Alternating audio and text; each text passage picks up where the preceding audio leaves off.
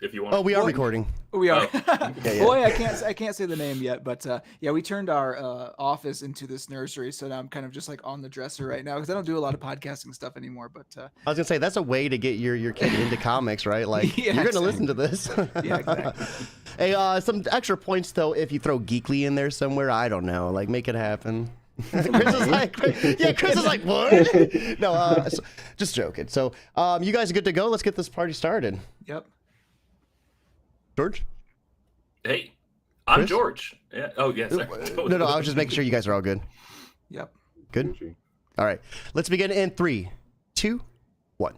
Yo, what's up, everybody? Thank you for tuning in to yet again another fantastic video. It's your Capers here, Cody, and we're keeping it geekly with 3 of our returning guests. We have Chris Moses, Josh Wilson, and George from Shortbox Summary, here to break down the new Spider-Man Across the Spider-Verse.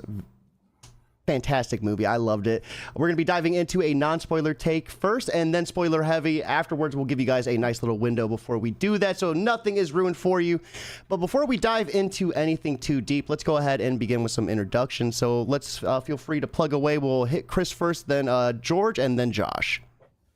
Okay, well, thank you for the intro, Cody. Thanks for having me back for like the 7th, 8th, Yeah, 10th we're getting there. 30th. We're getting there.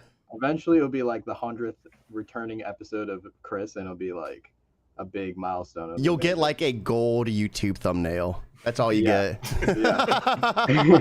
Well, I will be back to talk about this more, but I'm the founder of Red Sea Comics. I write and kickstart my own books, and I have a book called Soma City coming out later this summer in June. Actually, June 12th we launch.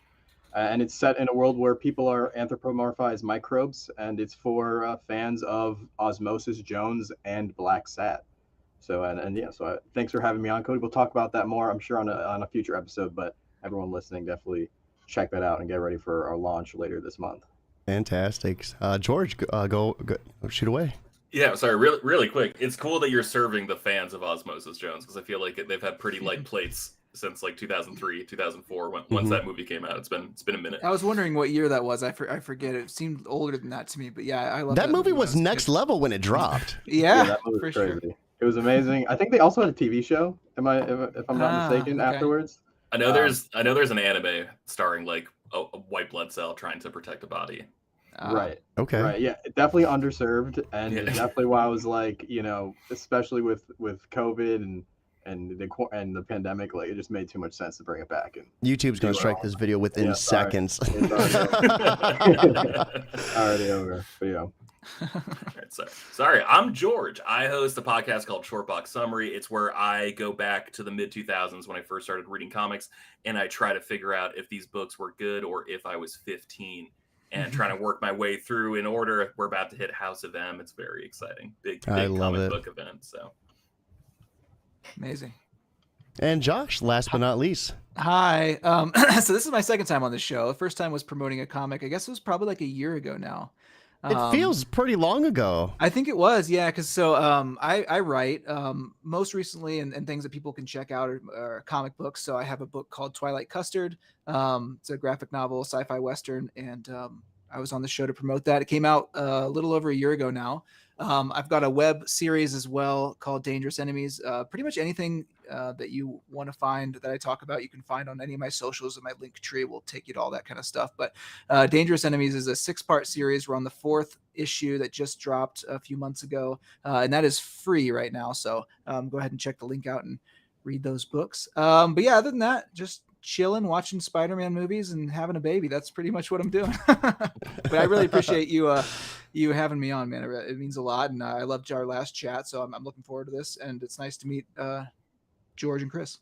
Absolutely, and I love having all you guys on as well. I feel like you all are awesome creators in your own fields, and for everyone that is interested, those Twitter accounts are in the description. We'll have an updated version with all those links they were talking about as well, so you can check those out at your leisure. So, guys, let's jump right into the non-spoiler take of Across the Spider-Verse. This is going to be where we kind of just talk about how we felt about it. Nothing spoiler, and anyone in the chat, feel free to leave a comment, if you want to put some input as well. So, George, I mean, initially, what was your thoughts when you first, just started watching this, When I first started watching it, I was just so happy to be back. The first movie came out late 2018, right? if I'm not mistaken. That sounds right to me. Yeah.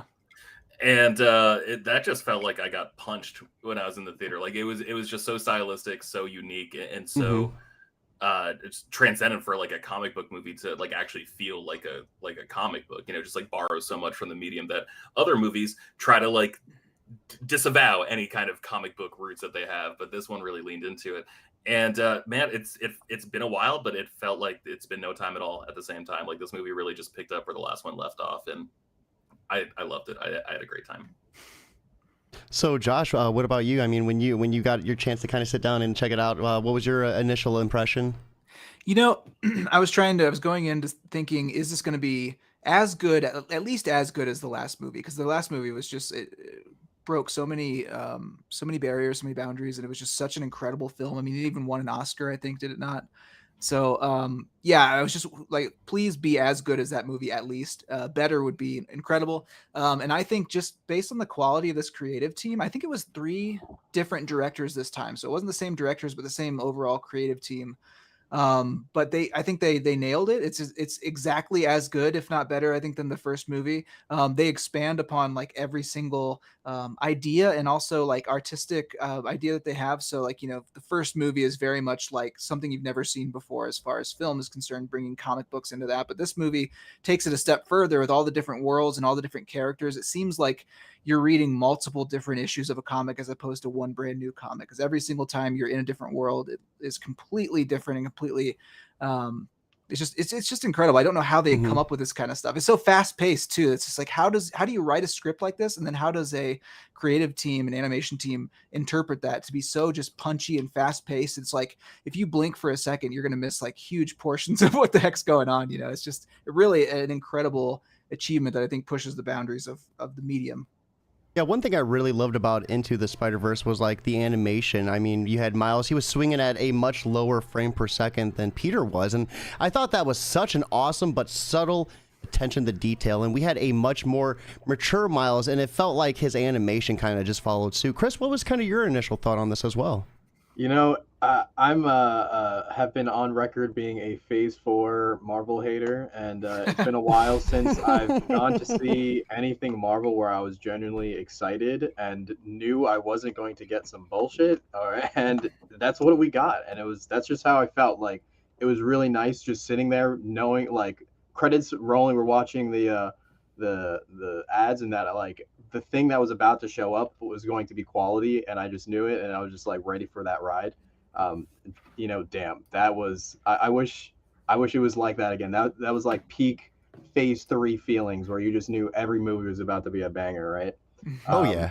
Even though this is obviously Sony, sort of in MCU, sort of not, you know, like, and we'll get into that more. Yeah, it was definitely just a really it just took me back.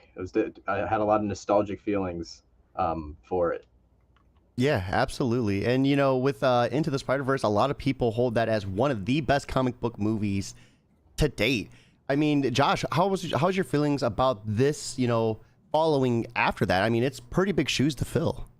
It is, man. You know, Spider-Man is my absolute favorite character of all time. Just in any medium at all, I just love him so much. He's so complex and just so awesome. And so it's hard for me to compare the live action to these animated movies because I love the live action of most of the live action movies.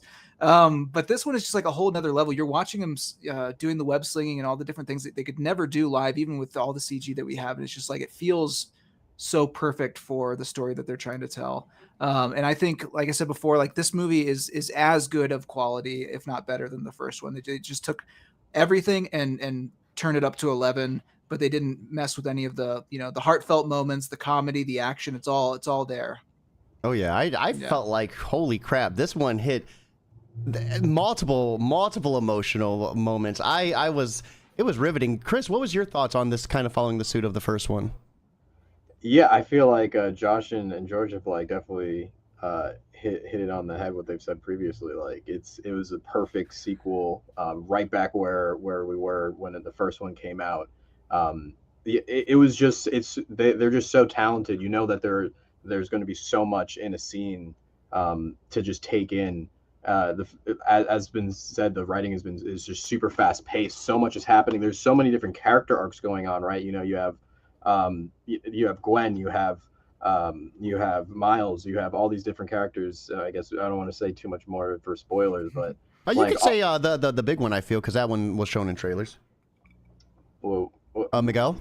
yeah, exactly. But like everyone, and they're all so deep, and nobody feels like cheap. You know, like nobody feels like a character. Even their jokey characters don't feel like they're. I mean, that's almost sort of the a message in the movie. So everything feels important, and everything has stakes and weight to it. And yeah, it's just they just are keeping it going, and I'm really excited for the next one. Is it out yet? When is it coming out? Next I think week? it's slated for next year, right? It is. I hope, because this movie got pushed back, I think like twice. I think like 2 years. So I hope that doesn't happen to I hope they're further along on the next one. You know, and I think oh, go ahead. I was gonna say it's just tough because like in the old, like, you know, they shot Superman and Superman 2 like back in the day, like back to back, and it's like I don't think you can do that with animation, unfortunately. So No. like I don't know. Like I'm really hoping that this one doesn't get delayed too. Yeah. So real quick, we have Flirpy1 saying, "I'm sitting here just waiting for Andrew Garfield and Tom Hardy to do a movie." Flirpy. That would be that'd be interesting. Yeah, Flirpy from over on Job for Cody. Thank you for Nice. joining us. Yeah, So- that would be interesting. I would like to see that. I think that'd be really cool too. George, you know what we'll do is we'll kind of go in that rotation. You know, Chris, George, and Josh. And what I'll do is I'll try to target each of you like with the next round of questions. So we'll just follow that rotation. Cool. So George, we'll leave off on this last question. I mean, there was a huge cast, a huge ensemble of just so many different characters, so many different plot points as mentioned. You think did they do a good job of laying that out for you? I think so. Granted, I'm like a big comic nerd, but I didn't read the Spider-Verse comics as they were coming out. So like I came to those later. I was taking a break from comics. I had some tough times, Fear Itself and the New 52 mostly. So I needed a break. And so I came to that stuff later. So like I was relatively new when like the first movie came out. But like the way they introduced everyone in this movie, like I didn't feel like they rushed anything. Like I was really impressed, like just seeing all the plates they had to spin. And like obviously there's 10,000 Spider-Man in this movie that we don't really get a lot of time with, but we're not supposed to get a lot of time with. But like we spend time with the important ones, and some of the even like less important ones. Like spoilers, so I'm going to hold it. But just like the amount of different aspects of the Spider-Man mythology that they managed to touch on in such a short period of time, while not, again, rushing it is the best word. Like I'm amazed. Like it was such a spectacle just in terms of like balancing that many characters. Yeah, I'm so curious if you were to watch it on a smaller screen, because you got this big screen in front of you and there's so many things happening. But if you're like on a television that's like pretty small, like what does this movie look like? It's just like colors blasting you in the face. You're like, what the hell's going on? Definitely. Yeah, and go ahead, Chris. No, so I just wanted to build off of that though. It's kind of hard to not have the right timing when it's a two-parter, like they have, I mean, there's so much, they have so much time to get through. I mean, even this movie is relatively long. So, but I do agree they used all the time perfectly, but if they had fumbled it, it would have been a little interesting considering they have like 2 movies to do it all correctly. Yeah. And I would say this, I mean, the movie was what, 2 hours and 16 minutes. It didn't feel like that. I mean, I've watched a lot of Marvel movies that were that long, and they've dragged. I mean, sometimes it just felt like, okay, when's this going to be over? But like this one, when it was over, I was like, oh shit, like it's already done. Like, Yeah, especially for animated movies, this is long. But you're right, it doesn't feel like it.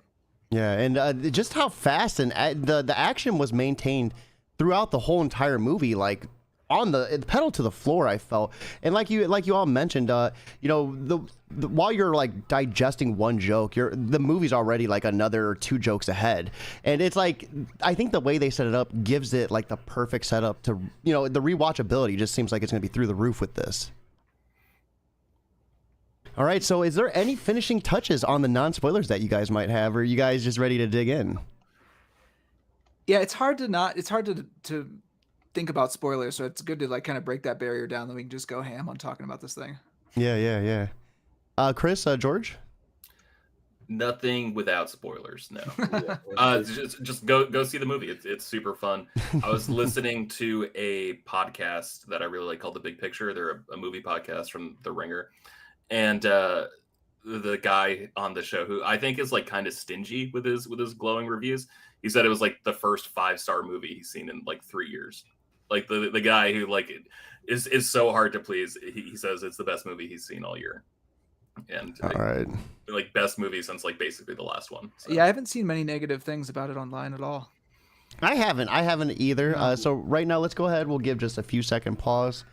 Post-production, I'll have like a little spoiler warning. But anyone who's watching, please feel free to leave. But subscribe if you haven't already.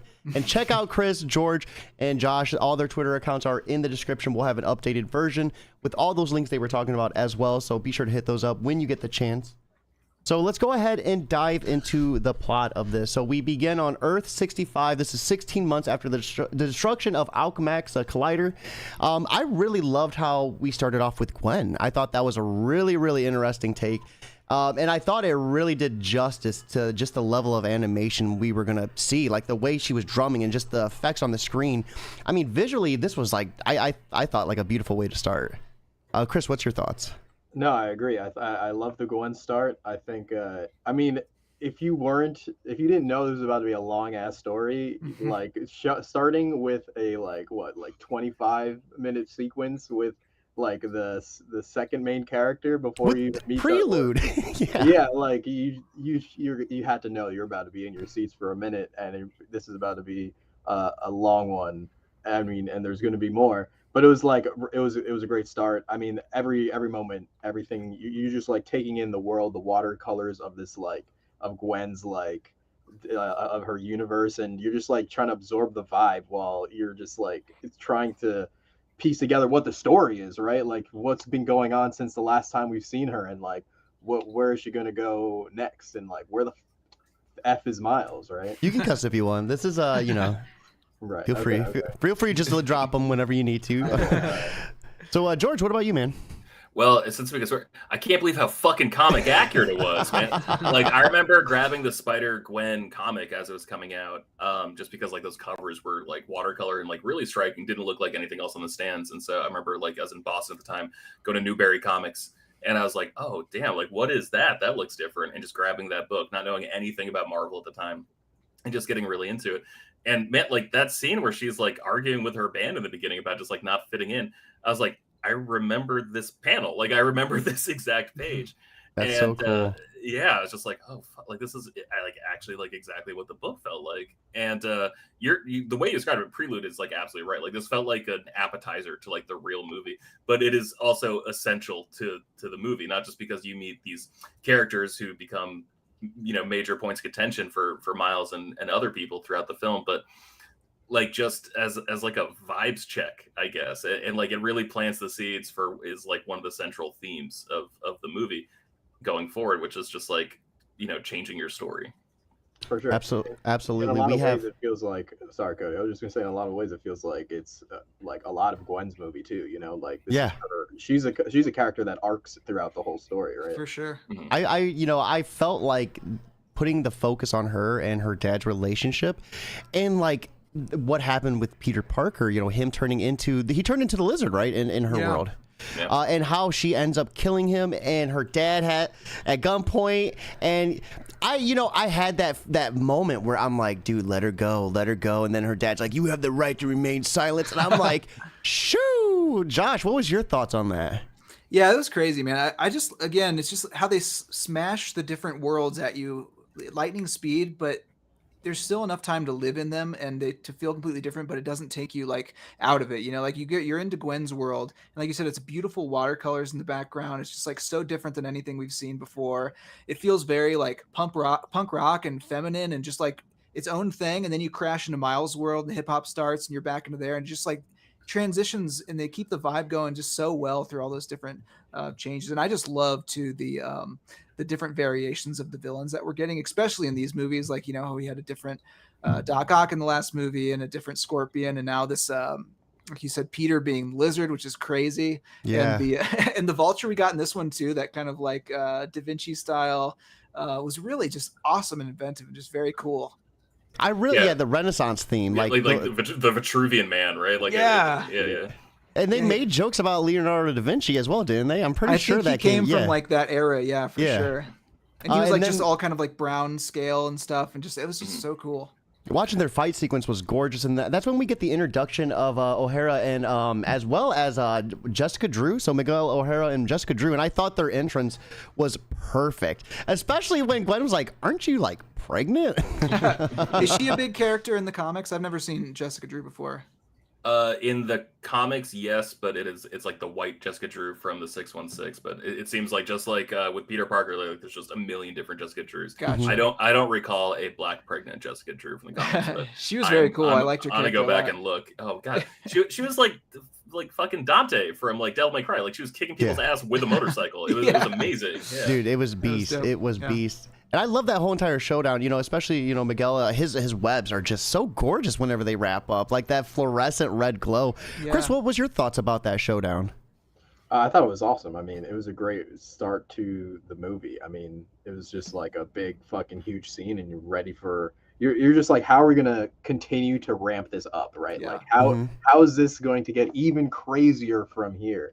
And it just did. It just continued to ramp up. I think it was a really solid, fast-paced story. I feel like all of Gwen's parts are really, really good. I think overall the whole movie is good, but I do think in some parts, like with, and we'll get there as we continue on, but with like Miles and his stuff, some of his stuff is still like cliche and sort of like drags on a little bit, but I feel like all the Gwen parts just like snapped and were like familiar, but also nuanced enough and different enough to be like, okay, like I don't really know what's about to happen and where it's going from here. Yeah. I love about Gwen is that she's you can tell that she comes from like, she's wearing the sometimes she has her Chucks on, but sometimes she has like those ballet shoes, and so she's got like a dancer background, a ballerina background, and you can just tell by the way she's moving her body completely different than any other Spider-Man we've seen before. But it's really just kind of a beautiful way of like swinging around and flipping around and kicking ass. It's really cool. You know, I love that attention to detail, man. Yeah, the way her legs are straight, like as she's like swinging, right? Like they're almost at like exact angles, right? Like an 80-degree angle. She's like perfect form no matter what. Yeah, pirouetting away from the bad guys. It's like, it's really crazy. Like this movie really feels like, has a friend ever made you a mix CD and you're like, holy shit, this is perfect. Like this is just like the best flow from one song into the next, and like nothing's like too drastically different from the song before it. And then you try to make a mixtape and you're like, fuck, this sucks. Like I botched it.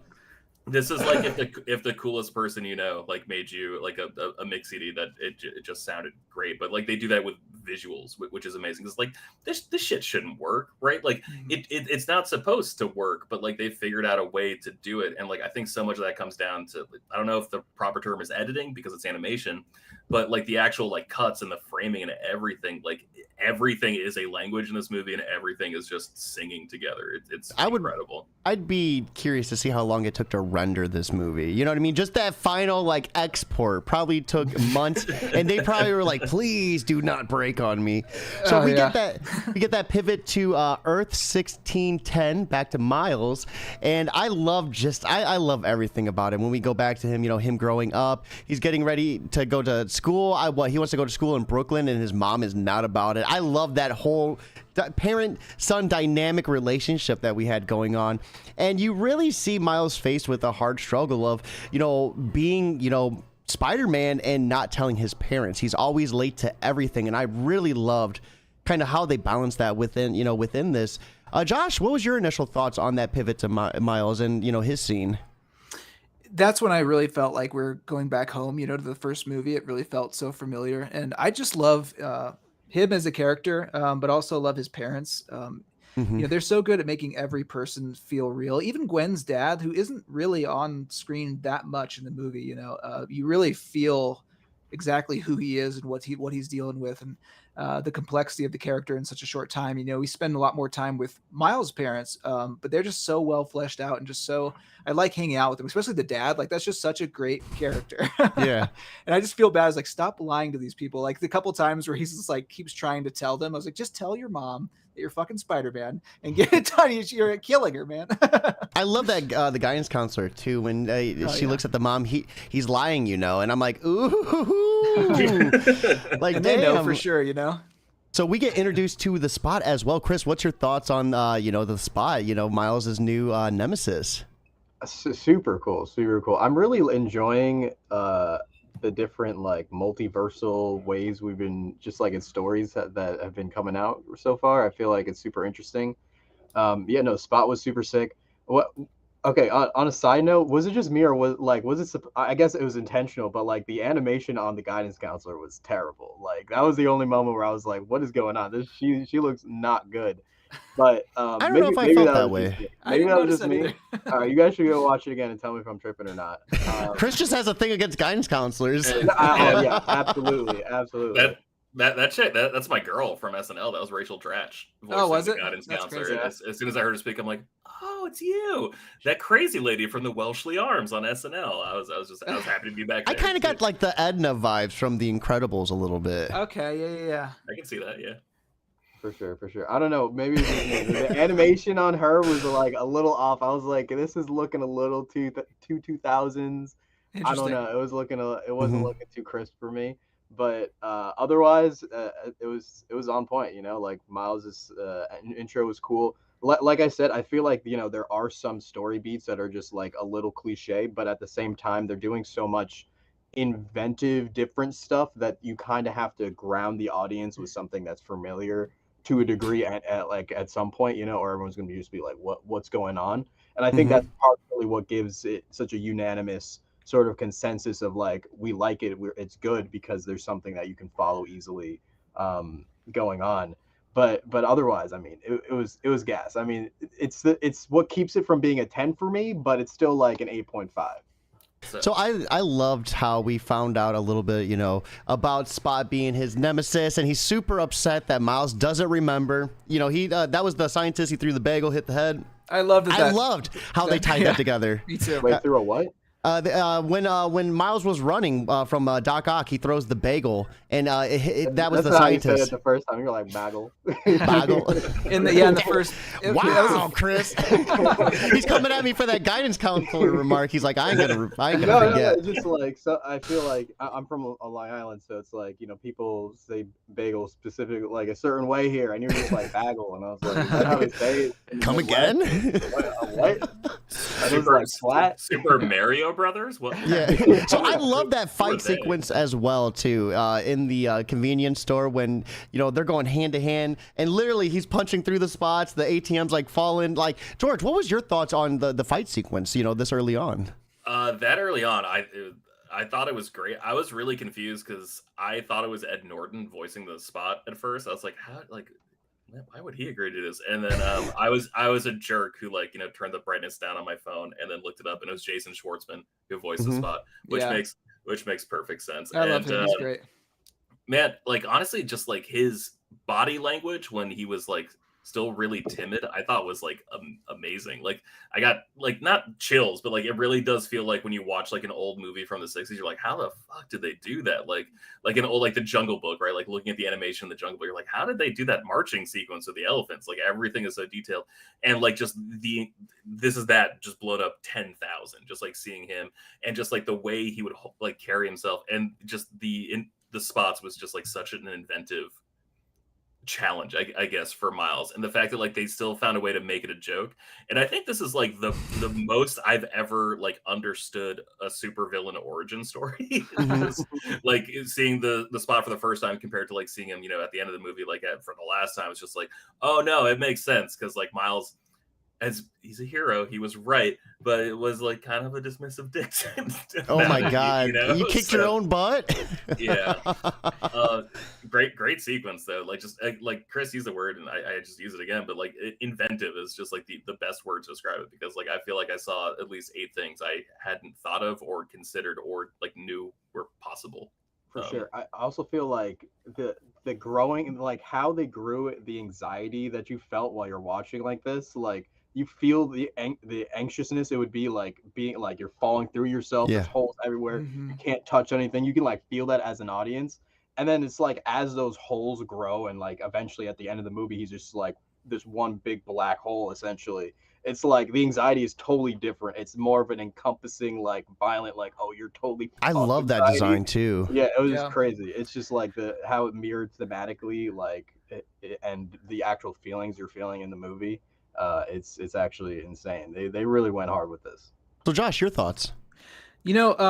So my first introduction to Spider-Man at all was the 90s cartoon, and it's still one of my favorite. I really hope that he pops up in the next movie because everyone was crazy about the Spectacular Spider-Man that came up? Yeah. And that was kind of after my time, and so it didn't mean much to me, but I hope the 90s one shows up too, because that one, he just has such an iconic voice. But I remember seeing Spot on that cartoon and really loving it, and I've been waiting for years and years to have him show up on a big screen. I would love it to be live action someday because I think it's just such a cool, visually awesome sort of character. But and I love Jason Schwartzman too, so I was super stoked going into this movie. One of my favorite villains, and then one of my favorite actors from all those Wes Anderson movies too. But it was great, and I love also how you can still see some of the sketch lines on the character sometimes with the Spot and the white. That was really awesome. And his arc is kind of like kind of reminded me of Dr. Manhattan a little bit, where he's getting more and more powerful as the movie goes on. He starts to like disassociate from himself and humanity and what his goals are, because he's just becoming much more powerful than he ever thought possible. And so I'm really curious what that character is going to be like in the next movie, because he's just going to be like godlike. Yeah, yeah. And I love how he ended up, like, when he ended up kicking his butt, he fell into one of his holes, and he's like, oh, I don't know what to do from here. This was another interesting scene where we kind of see Gwen return, and this pulled on the heartstrings a little bit. I loved, because you had Miles, you could tell he was so sad. He had the sketchbook filled with just endless pictures of her, and then when she first dives in, you see the look on his face. I was like, dude, this like, I started cheesing. Chris, what was your thoughts when that scene happened? Oh no, I was cheesing too. I was like, because we all, like, you can definitely feel it. Like, we've all had like that chick or that person that you're like super, like, you have that crush, you have that quick if my girlfriend's watching, that's you, by the way. and then she dips, or they dip, and it's like that, like, you don't know when they're coming back. It's such a hopeless feeling, like when you're younger too, and you're just like, you really like this person, but you're so helpless to like, please like me, because there's nothing else that you can do. Like, please feel the same way that I feel. Yeah, and then the fact that they can't even, they're like separated between dimensions, like like nothing can, like, in if they're in the same world, there's nothing that could keep them apart, really, right? But like the fact that they're in different dimensions is like super. But like the fact that she comes back and then you just feel it and you're like, bro, dude, I'm there, dude. Like, not just that, but like, man, she did like the perfect high school move, which, like, I had a girl when I went to high school who did this to me, where it just like encourages you to be like a little bad, where she's like, oh yeah, Miles is grounded, but is Spider-Man grounded? Yeah. And it's like, I love it. We got Mama Geekly on Facebook saying we are all funny, and she says it sounds like a fun movie to see. Thank you for joining us, Mom. I hope you're having a fantastic night. Hi. Hi, Mama. Always love seeing Mama Geekly tune in. We're spoiling the movie, though, so you might want to hop out. I don't know if you're ever going to see Spider-Man, but you never know. It's good. So we have another interesting spot. I mean, George, we see Gwen kind of leave a spider surveillance thing, and she's here on alternative motives. I mean, how'd you feel about when they come back and things have like hit the fans, for lack of better words? That was I don't think this is like a bad movie, but like that was like such a flaw. But like it had to be there because like you had to see her do it. But also it's like, you couldn't have done that on the way to Miles's, like just to like throw off suspicion, because like he was looking for it, like he was genuinely concerned. He thought he lost her, and that was her like sticking to the mission and like leaving Miles out again, like not including him again, which is the way he's felt for the past year. And like hearing all this stuff about like how there's a team of spider people and they can hop across dimensions whenever they want, it's just like, so why didn't you come see me? Like he should have been frustrated. And so like her doing that little spider tracer thing was like a microcosm of that. But like we as the audience had to see it, so it's like okay, that's a film plot device that like you had to do. Yeah, a way broke that broke my heart though. A way that I could justify that is that she's waited this long to see him, so the first thing she's gonna do when she gets in that universe is gonna be to go see him before anything else, But I agree. I felt kind of weird about it, and it felt she's just kind of shady throughout a couple of scenes in this movie. You're like, you were wondering kind of what side she's on, or what side any of these people are on. Are they good or bad? And it's complex. I think that's evidence of good writing, though, right? Like it's so layered. You have a hard time deciding like who is Gwen during this whole entire movie until the end, and you realize the truth. We're not gonna spoil that big spoil until a little bit sooner. So right at the end of this, we have Gwen. She gets a call from Jessica. Shit is hitting the fan. She has to go find Spot, and she's getting ready to leave. Miles is invisible.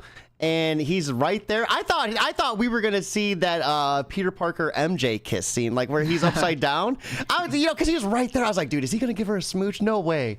That'd be mad weird, dude. Yeah, would be weird. And then so Miles does Miles, and he goes and jumps into another dimension. And I was like, dude, this is wild. Josh, what was your thoughts when you've seen him kind of just dive in like that, not knowing, what we know in the future? Like, things start getting crazy and we don't know why until we figure it out. Yeah, definitely during that scene, I was like, you better jump in that freaking portal, man. Because you knew that he was going to, but I was like, do not let that thing close. You're going to follow it. And you knew that he was going to, because he just cares about Gwen that much and he wants to be a part of whatever the heck's going on.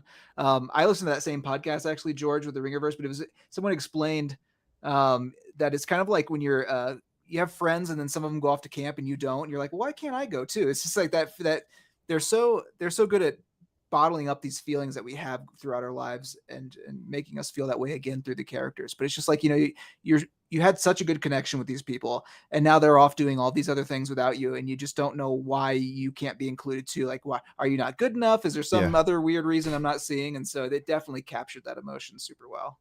So I'm going to do my best with the pronunciation, but this is where it's probably going to get a little bit difficult. We go to Mumbattan, Earth 50,101. This is kind of like Manhattan, but like an India take on it. Yeah. And then we have Parvtir. I cannot do the last name. And then we have Hobby Brown. I loved both of these character designs. They were phenomenal, and this whole entire world was just so gorgeous. Chris, I mean, which one did you like more? Oh, I think it was Hobie for sure. Hobie was dope. Hobie was really, really dope. Especially how they animated him. Like, he was just like I mean, they made him stand out even more so than anybody else, right? Like, he was, even while he was there, he was standing out and being different, right? Which was emblematic of his character.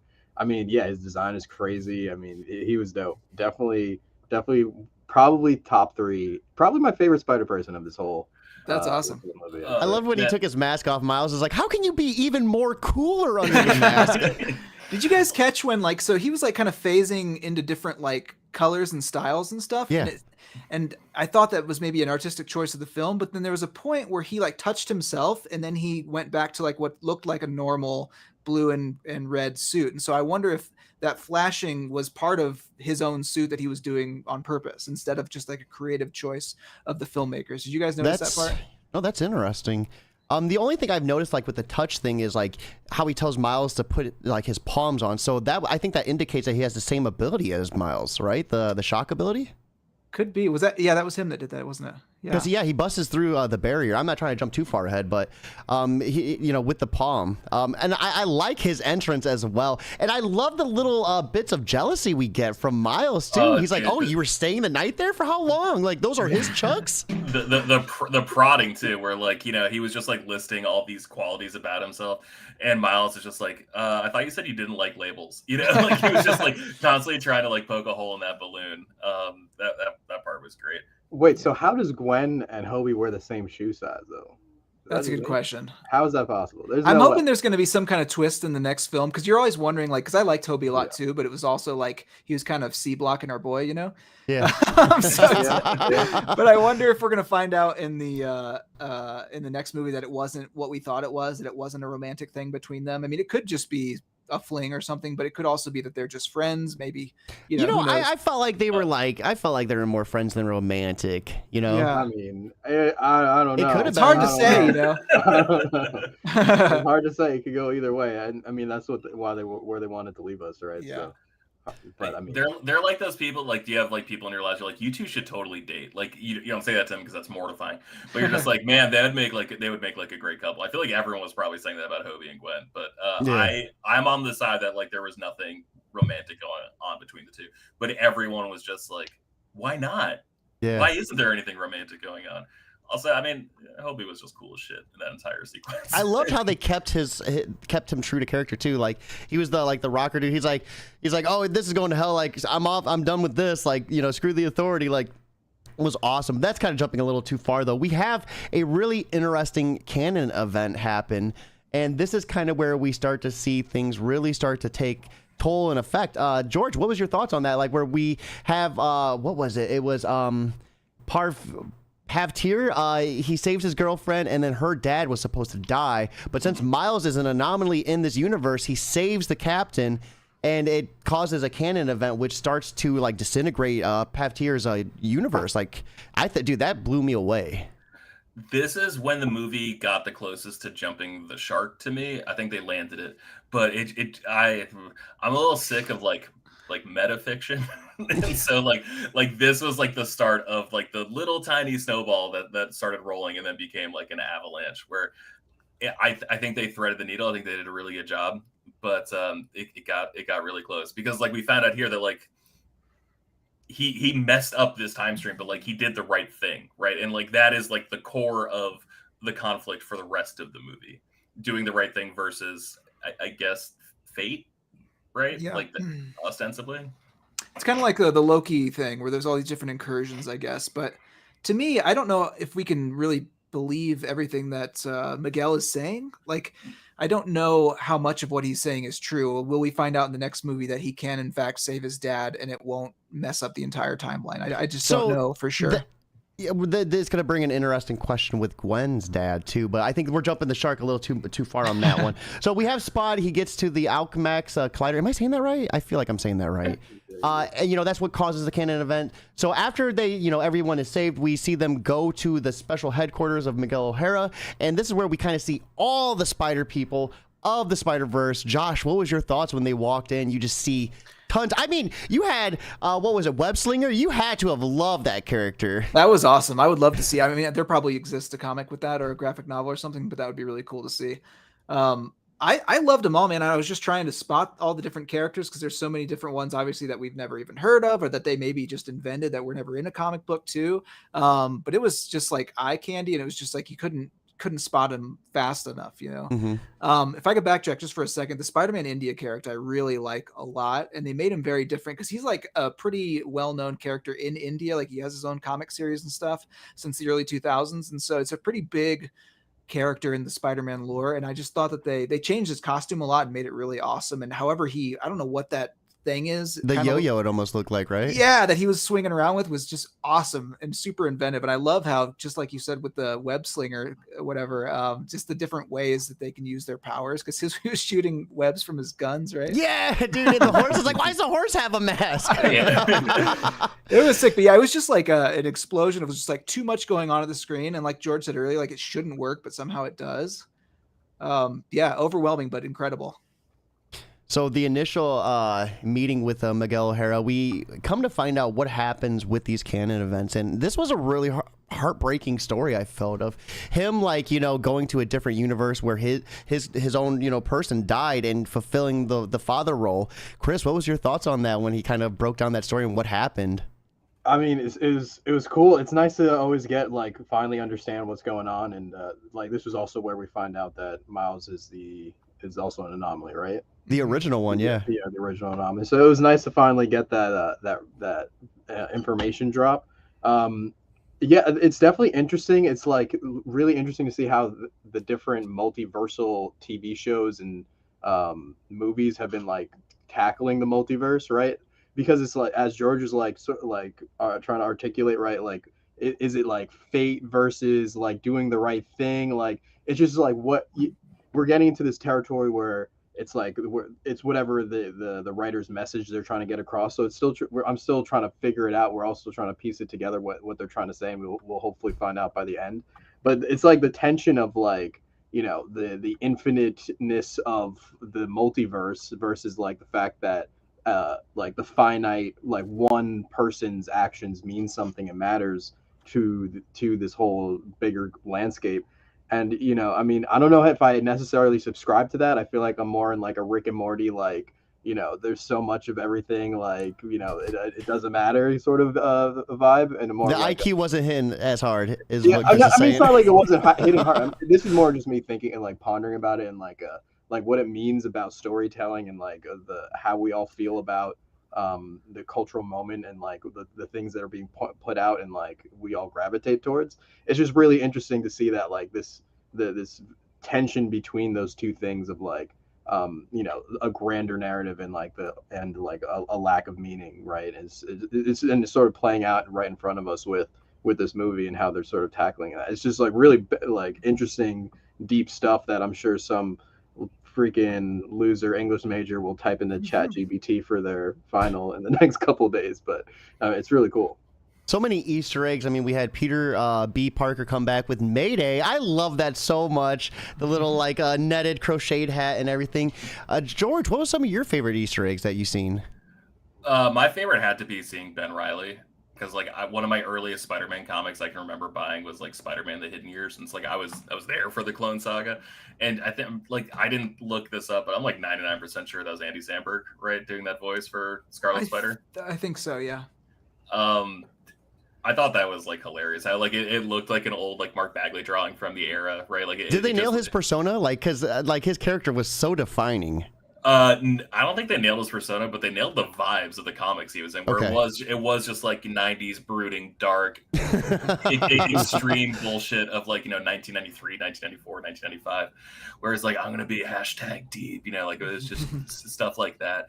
And like I don't remember him being that vain or anything, but man, the fact that like his like he had like cross hatching like on his elbows or right, like whenever there was like shadow, like it was just very like authentically 90s. That was probably like my favorite one. Also, did you guys get the feeling that with Spider Bite, like the Avatar Spider Girl, little crushing for Miles? Like, yeah, there was something there for sure. Yeah. Oh yeah, because that's the thing though. She gives him that side eye. She's the one who lets him go to Universe 42. Yeah. She hesitates. Yeah, so that's what I'm wondering. It did seem like she had a little bit of a crush, but then she lets him go to 42, right? Like, I don't think she realized what happened though. She didn't know. Do we know she didn't? She didn't realize, but because we do see it flash on a screen that's what to hit the reboot, right? Yeah, and so I guess we don't know if she could put all the pieces together. Well, she was changing her hairstyle like as soon as she was done talking to him, like. But they do share that look that make it seem like she's. And then Gwen got jealous. Did you guys notice that too? Like Gwen like web slings him and pulls him forward after their talk. So this is where things kind of start hitting the fan. We find out, just through some, just kind of piecing it together, that Captain's dying is a canon event for all Spider people. Miles puts it together that his dad is the newly appointed captain. His dad's about to die. Josh, your thoughts when you found that out? Well, it's kind of one of those things in TVs that you have to just ignore, because a simple conversation could end the whole thing. We're just like, hey, Dad, or Spider-Man could go to him and say, hey, if you become captain, you're going to die. It happens in all the universes. Maybe don't take the job. You know what I mean? But it was also to know that Gwen Stacy's dad was also captain, and that he's going to become a captain was all just a huge realization. And you're like, I don't want that character to die so badly. I like the dad so much that I hope that. The whole time I was like, please do not kill this character. He already lost his uncle. Like, he already had the tragic moment. He doesn't need another one. I was like, how much pain are they going to put these guys through? No, come on. You need a Jean DeWolf. You need a Captain Stacy. You need a Gwen Stacy. You need Spider-Man have it maybe the hardest of any hero of just getting. I mean, Batman obviously loses his parents, but Spider-Man just gets pummeled with these losses. So, Chris, your thoughts on that chase sequence? I mean, as soon as they realize they have to stop Miles, every Spider person on that base is after him. That was insane. That might have been one of the craziest animated sequences I've seen in a long time. Like, maybe like it's definitely top 5 of like just animated sequences. It's crazy, and I love how it like parallels like the action. Is and like the height of the action, he's like, and they're fucking flying into the air on the oh my god, that was so cool. Like the two, like I mean, it's like very emblematic of all these like Hollywood movies. You're always gonna see somebody like climbing up some goddamn tower or going high up in some shit. But like it's it works when it works, and there's a reason why they do it. So they're literally going to the moon, right? Like that was like an orbital elevator. Yeah. Like turned into a highway. That was fucking tether, nuts. That was so cool. And it kind of that's where you really get to see Miguel. Like I guess that's where as a viewer myself, I was like, is he exactly the best Spider person? Like, hey, this dude seems kind of evil at this point, the way he's so hell-bent on stopping Miles. But in that same aspect, he's just probably trying to save his universe. George, what was your thoughts on Miguel's character at this point? I still didn't trust him after the first time they took down like the Vitruvian vulture right from the beginning because like He's getting ready to eat him, dude. Yeah, man. Like Gwen was like, "Oh, and he's kind of a vampire." He's like, "He's kind of a fucking vampire." Like, well, I was going to what? ask you that, George, Like, because you're more into the comic stuff. Like, is that canon? Does he have fangs and shit in the comics? I don't. I never spent any time with like the 2099 stuff. Yeah. The covers always look so cool, but it's like Oh, they look great. I think those are all like Rick Leonardi covers from like the early 90s. Okay. Who's like just stupidly talented. But I never fucked with him, which is dumb on my part because it's like Peter David did Spider-Man 2099 and like he's a really good writer and Rick Leonardi's a really good artist. So I think I know what I'm gonna do this weekend. Learn about my guy Miguel. But let us know. man, but yeah, like he was clearly about to fucking eat the vulture like in the first scene. So like I wasn't surprised, seeing him have such a heel turn here. That was so weird, like, the biting thing. I wonder if was there some tech in his fangs that was going to like send him back to his world or something, or was he literally going to suck his blood? I think so. We've seen at one point where he injects himself with something, and I think that is like what like keeps him at bay, and maybe he just missed a dosage. I don't know. Blade in a serum, Yeah. So we have Miles of he eventually escapes, and the big thing is at this point we don't know. I mean, well, Chris put it together. I didn't put it together. I thought he made it to his universe. I was so like, dude, let's fucking go. But then we have Miguel, we have Ben O'Reilly, and then we have Jessica Drew following Miles, and I was like, oh, dude, stuff is about to hit the fan. Josh, what was your thoughts on that pivot when we eventually realized that Miles isn't in his universe, and Gwen and the rest of the secret Spider Society is they're in completely different universes at this point? That really caught me off guard. I did not expect that at all. Maybe I don't know if it was obvious like, when you really start to think about it, but it got me for sure. I had no idea that he was talking to a mom that wasn't his. And then, you see the uncle's still alive, and then you start to realize, okay, something's going on.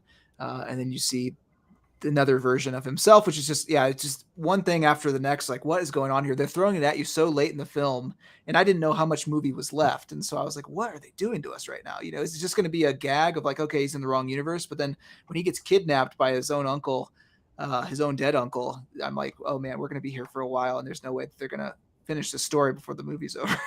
And again, it's like your perception of time through this. Like I think it just moved so fast. You had no concept of time unless you was looking at the clock. Now, Chris, as someone who kind of already had it figured out, what was your thoughts though when you eventually hit that scene and you kind of seen the tables get flipped? I mean, it was awesome. They did it well. I think when it comes to scenes like that, like there's no way to make it so that everyone is like completely surprised, because if you do it right, you set it up properly, right? And so they had mentions of like how the machine sends you back to your original universe, and then when they're scanning him, right, and when the machine is scanning, they literally show the spider, and it's like 42. And if you just remember from the beginning, so it wasn't like a crazy, but like it was still amazing to see like the difference in the universe, right? Like he gets there, and you're like, wait, this is off, and you're like, there's something different, there's something weird going on, just like the uncanny, or not the uncanny, or there's like that uneasy feeling that's going that you have while you're watching it. I mean, it's definitely beautiful. And then the final reveal of the Prowler being Miles in that universe, because there's no Spider-Man, is just like a holy shit. And yeah, I had the same feeling, Josh. I was like, fuck, dude, there's no way that they're about to fit this into like 15 minutes, dude. Like, there's no way.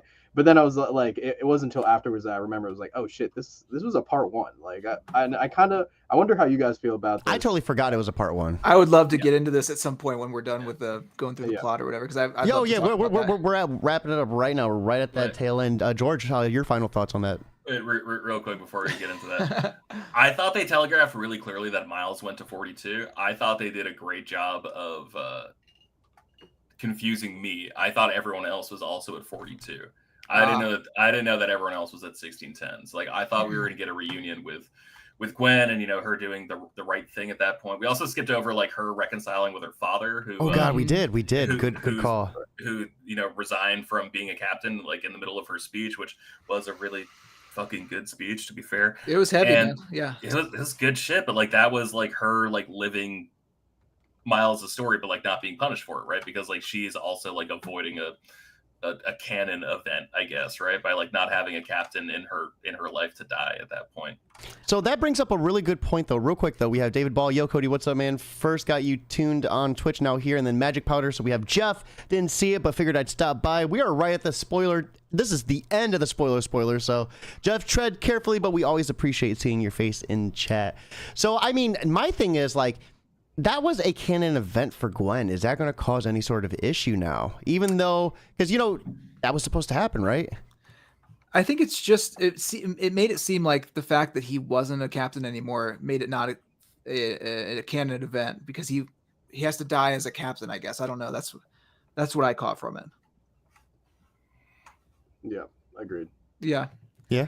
So he needs to go tell his dad, stop. Yeah, don't take the job, man. Maybe I'm the only one who was like, because like for me, I'm like, okay, well, if it was supposed to happen, then who else, you know, what captain's going to die in that place? Is it going to be some random innocent person, or you know, what happened? That's also kind of why I think, though, I don't know how much of what we can trust about Miguel is because there was a time when he was blaming Miles for what happened in the India world.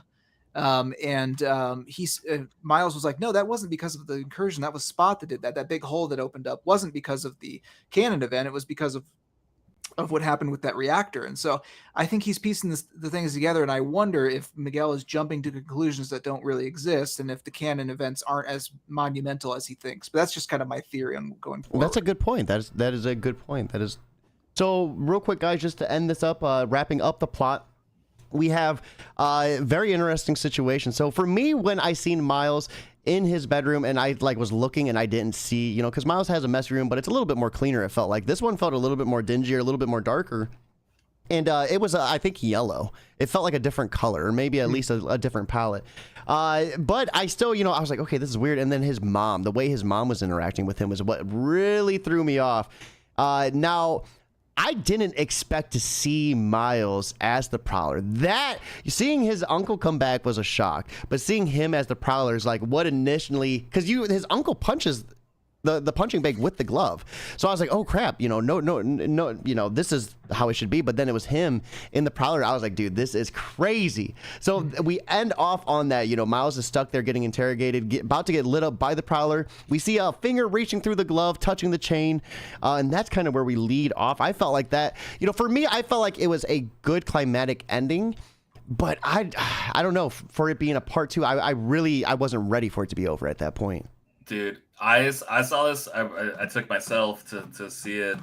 I went by myself. I was the oldest person there who wasn't a father. Everyone else had like a whole. I guess I probably was too. Yeah. Everyone else had a whole gaggle of kids with them, and man, those 5th to 7th graders, they were fucking pissed when that movie ended. I heard audible people being mad about it too. Actually, they were furious. They were so mad, and they're like, "Oh, the story's gonna continue. When's it gonna continue?" And I'm like a fucking nerd with a comic podcast. I was like, "Next summer," but like they didn't care. You know, they were livid. It was kind of funny to see because like as like a dude, I'm just like, "Oh, first time, yeah." But seeing Gwen with the team, you know, we have the original team from the first. Yeah. Peter B. Parker, Mayday. I'm a big fan of Mayday. I just love him as a dad. I felt like that's just such a perfect fit. It was cool to see. Like, are we going to get Nick Cage back in this next one too? I saw the character, you know, Yeah, and John Mulaney too. Yeah. That's interesting. So let's go ahead. We are done with the plots. What are some of the things you guys didn't like? We'll start with. Let's go ahead and start with Chris. Yeah. So I mentioned a couple things. Right? But there's so going to the like this feeling of like, damn, this movie's over. Like it felt like they filmed 10 episodes of a really, really fucking dank like Spider-Man cartoon or animated whatever. And they like took the first 5 and they gave it to us as a movie, and now they're like, all right, now you gotta wait like for part 2. I mean, that's exactly what they did. So it didn't like, there was something about it that didn't make it feel like a satisfying finish to the film in some regards. So I can see why people are like, oh, where's more? But I mean, that's just you can time me out, but you're gonna have to hold up. No. Sorry, I just wanted to add. it's really funny you say that because like the two directors I think are Chris Miller, Phil Lord, right? Those are like the two that returned from the first movie. The other director they added was Joaquim Dos Santos, who like I know that name from Justice League Unlimited. Like he did like basically that entire. I think he directed 20 of like the 32 episodes of that show. And so like the fact that you say it feels more episodic, like I was thinking that too, where like it did feel like really well partitioned between like these different sequences, like the way we were talking about Gwen at the beginning, right? Like how that prelude felt like almost something separate, but also something integral. So that's really. I wonder if that's like why they sought him out, because Peter Ramsey, I think, was like the director from the previous one, in addition to Lord and Miller. You know, like the Lego movie and shit like that. They were supposed to do solo. I love the Lego. Like when they threw Lego Spider-Man, yeah. That was so cool. Oh Dude, my goodness. And when Miguel O'Hara was like, oh, you're one of my best. Thank you. Yeah, I know. I was like, oh, this dude's fucking Captain Reliable. Okay, sorry. I just wanted to add the Joaquim Dos Santos. Sorry, Chris. Yes, I love it. It's interesting when you look at, so if you go to like the IMDb page, it lists Phil and Chris as the writers, but not as part of the three directors. So the three directors there's Joaquim Dos Santos, Kemp Powers, and Justin K. Thompson. Oh. And those are three different from the first one, but I think they're writers, and I guess I'm sure they have production, like they have something to do with the directors, but I don't honestly know what directing animation is, to be honest with you. I mean, I kind of understand it, but I don't really. I'm sure everybody has so many hands and so many different things. Yeah, but there's a huge creative team making this movie. So what's your thoughts, though? I know you had a pretty hot take on kind of how it ended on a cliffhanger like that and being a part one, part two. So, yeah.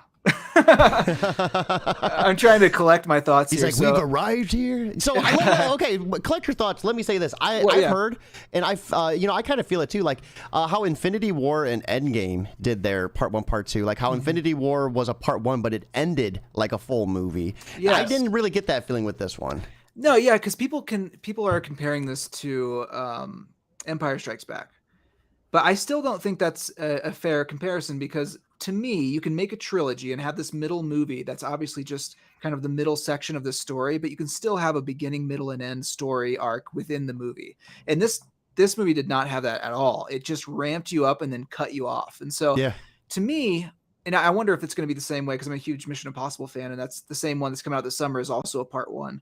Yeah. And I just think that, they took the part one off of the name for this movie. When they first announced it, it said part one, and then they kind of took it off of everything and just made it's going to be Into the Spider-Verse, Across the Spider-Verse, and then Beyond the Spider-Verse. But I feel like they could have done more to wrap up a couple of things to make the movie feel worth watching in and of itself. Because I really don't think that you can watch this movie. Same way with Dune, I guess. Dune 1, part one was not a full movie. And it's just like, I really enjoyed a lot of it, but it wasn't like you have to watch the two together to get the full story. So like, I'm not going to go back to the theater as many times as I went back to see the first one, because it's not a complete story. And if I just happen to see it on streaming, I'm not going to let's just turn on Across the Spider-Verse, because it's not going to be a complete satisfying story. I'm going to have to watch two 2+ hour movies to get that arc. I just feel like even in Empire, it ends with a lot of cliff notes. Han gets taken away. Luke finds out that Vader's his father, all these different things, but there are conclusions that happen that give you enough of a satisfying feeling to be excited to find out what happens in the next movie, as opposed to not having any answers at all. That's kind of how I felt about it. Yeah, no, absolutely. Wasn't Infinity War at one point like a part one, part two, like with? I think it was, but I think so too. But I do think that had some kind of satisfying endings as well. Absolutely. Yeah. Absolutely. So I'm just mentioning, like, it can be done. It can definitely be done. Yeah. So it's definitely, but I agree that there was just something a little missing. They tried to do the arc, and I think Gwen arced decently, but it wasn't enough for it to just completely give you that catharsis, because the story's not over. So maybe it's because like we've seen Gwen's character arc, but we really didn't get one for Miles, right? Like Miles kind of just felt like he remained kind of like consistently the same throughout it. Yeah, I guess you're right. Gwen did have an arc from beginning to end. I mean, we did finish her emotional arc, so I mean there is that. We finished her emotional arc, but like she didn't finish her emotional arc, right? Because like, she still has to make it up to Miles, like letting him down in the first place. And same thing with Peter B. Parker, and Oh my God, that moment, Spider, yes. Spider Noir, whatever, Spider Ham, like all those people, Yeah. like they fucked up, right? Like, and they didn't get a chance to like make right. So like, I think we as the audience are also feeling like the tension of them like failing to fulfill their friendship basically to Miles. Yeah. George, did you feel slighted or did you feel satisfied at the end of it? I was so fucking pissed, man. Like I wasn't okay. I wasn't like that bad, but your criticism is spot on to how I felt. Where like even with like Empire Strikes Back, like it wasn't the end of the story, but it felt like the end of the movie. And this just felt like them going like, shh, we gotta go finish it, and then like and then like that, then credits were rolling, and like that was a trend that like I never even thought of until like the mid 2000s, right? Like you're like 2010s, right? Where you got like Deathly Hallows Part 1, and then like Mocking. I didn't watch those movies, but like I know there's a Part 1 and Part 2 for the third one, where it's just like, you know, and like the Hobbit, like that was a single fucking book that they made into 3 movies, and it's like, you know, in my day, like it used to be one story for one movie. Well, even if you look at Kill Bill, you know that he made that movie in 1, and the studio made him cut it in half. But even Kill Bill Volume 1 has a satisfying enough ending. I mean, it has a really great ending with her and Bill. I never knew they made him cut it like that. That's interesting. Yeah, it's called The Whole Bloody Affair, where you can watch the whole thing at once, but it didn't really. Well, he made that makes sense too, because like they feel like 2 different movies, right? Like the first one is like a very big, bombastic, explosive revenge action movie, and then the second one is like a slow burn revenge thriller. And so like thematically those felt different. I don't know how like thematically satisfied I'm going to be seeing this third one. Obviously it's going to be awesome. Like let me rephrase, but like it's not gonna I don't know if I'm going to see enough of a justification in like the first part of the movie to be like, why couldn't you have just added, like, because it's going to take what 5-10 minutes of this, like just make it a 2.5 hour long movie, right? Like just to get to some sort of like cohesive stopping point. They could have wrapped up most of the story and then had something very different but still related, because I really loved how they the first movie and the second movie of how Spot was created by him accidentally, and all that stuff felt organic, and so they could do that again for a third one and not have to literally cut a story in half. So let's we'll finish it up on just kind of what we liked, you know. So for me, I really loved a lot of those Easter eggs. Like we had the Peter Parker, Doctor Strange, the nod to the MCU. You know, Miguel saying I gotta fix up this other Spider-Man's issue he did with Doctor Strange. We had Donald Glover coming back as the Prowler from Spider-Man Homecoming. So just some real live, you know, and then the convenience store lady from Venom. So a lot of live action nods. Yeah, Andrew Garfield was there. Yes. All the deaths too. So I'm thinking, you know, we have a lot of rumors for a live action Miles. I think, you know, this is kind of their way of like easing into it. Oh God, do you think that this whole thing, because Sony can make good movies, but they always fuck it up by getting too big for their britches, and they're like, oh, we're gonna add all this stuff in there and make it part of our universe, you know. I think are they gonna make the third movie about Miles becoming like a real human being? And then think about it, beyond the Spider-Verse franchise? Beyond the Spider-Verse, what that could entail, what that could mean. I mean, I don't think there's any world where we don't see this version of Miles somehow in Secret Wars, honestly. I don't see there's any world where we don't see at least like an animated world potentially. Did you guys like the crossover with like the live action stuff? No, this kind of makes me a little bit worried if they try and do that kind of shit later on. Dude. It felt like it was studio notes that they made him put it in there, you know.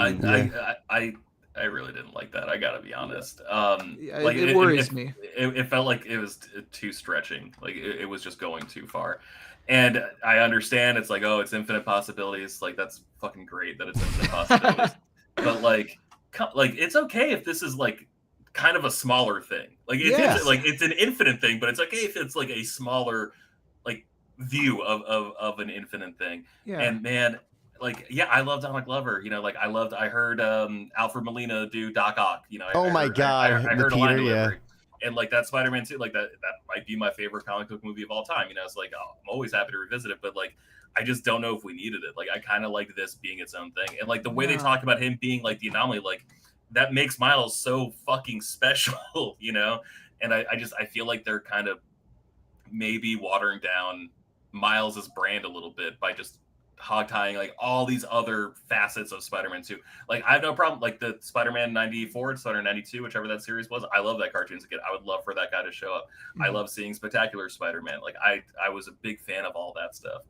But man, just it makes me really worried about the third movie. And if they're gonna make a live action Miles, like have it be a complete different thing and don't have it be this guy.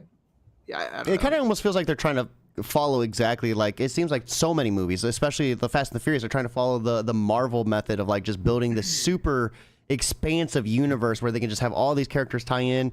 And I agree with you guys. That could be very problematic on how they're doing it with this. I definitely see us gearing towards that. Like Chris says, Secret Wars or something. I think we're going to see Miles. I don't know if we'll see him in animated form though. Maybe they'll figure out a way to break his animated form into live action. I think we're going to see some sort of combination. I don't know, whatever it is. I like, considering what Phase 4 was like, it's probably going to be ugly.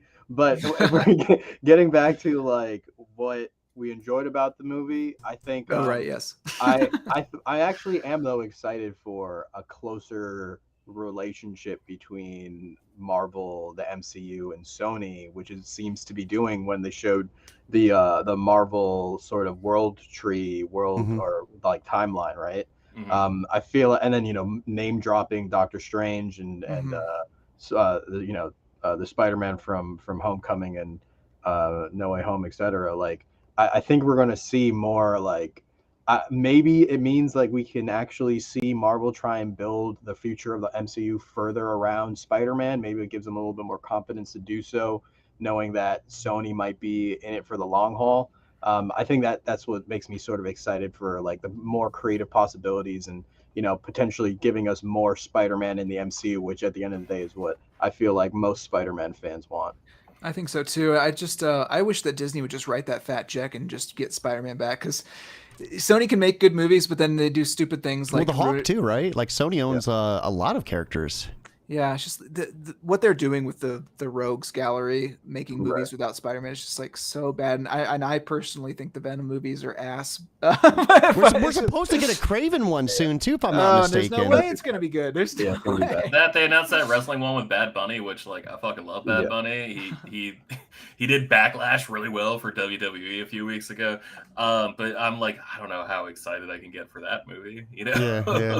I don't think there's a check big enough. Like they couldn't write a big enough check. Like there's just, it's Spider-Man, like Spider-Man has to be the most.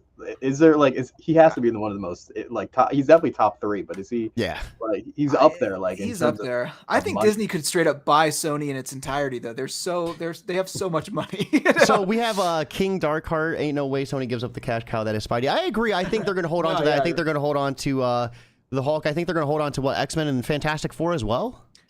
No, that was Fox, and now that was Fox. Yeah, Disney has. They only have Spider-Man right now. Actually, I think that's the only thing they don't have really, right? Oh yeah, there's no way they're giving that up. That's like the biggest. Like, and I did love seeing the PlayStation Spider-Man as well. The one from the PlayStation 4, Marvel.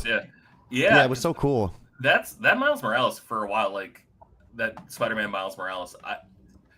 Top 3 Miles Morales stories, right? Like that game. I loved it. I thought it was good. Yeah. And now I'm trying to like juggle like the order of like, okay, what are like the top tier like best Miles Morales stories?